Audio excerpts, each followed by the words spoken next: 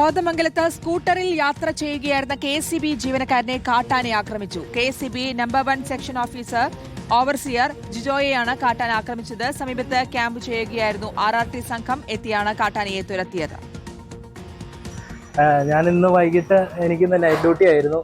തട്ടേക്കാട് പൊന്നേക്കാട് റോഡിൽ മാവഞ്ചോട് എന്ന് പറയുന്ന സ്ഥലത്ത് വരികയും വന്നു കഴിഞ്ഞപ്പോൾ എൻ്റെ തൊട്ട് മുൻപിൽ ആന വന്ന് റോഡിലേക്ക് എടുത്ത് ചാടുകയും ഞാൻ നോക്കിക്കഴിഞ്ഞപ്പോൾ ഒരു കൊമ്പനാണ്. അത് റോഡിൽ നിന്ന് വട്ടം തിരിഞ്ഞ് ആന ചുരുണ്ടുകൂടുക ചെയ്തു. അപ്പോൾ എന്നെ ഓടിക്കുമെന്ന് എനിക്ക് ബോധ്യം വന്നു.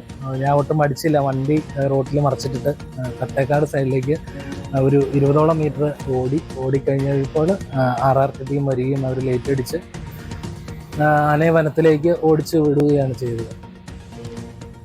നിതിൻ സേവ്യറുണ്ട് വിശദാംശങ്ങൾ നൽകാൻ. നിതിൻ, ഭാഗ്യവാൻ എന്ന് മാത്രമേ പറയാനുള്ളൂ. ആനയുടെ മുന്നിൽ നിന്ന് രക്ഷപ്പെട്ടു വന്നതിനെ കുറിച്ചാണ് അദ്ദേഹം പറയുന്നത്.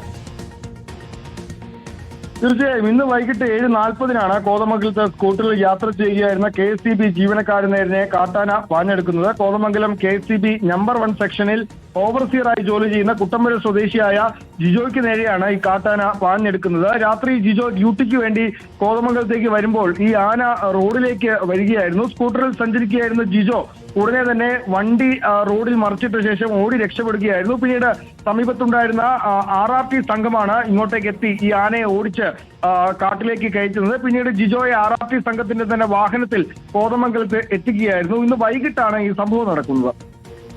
ഓക്കെ, നിതിൻ സേവ്യറാണ് വിവരങ്ങൾ നൽകിയത്.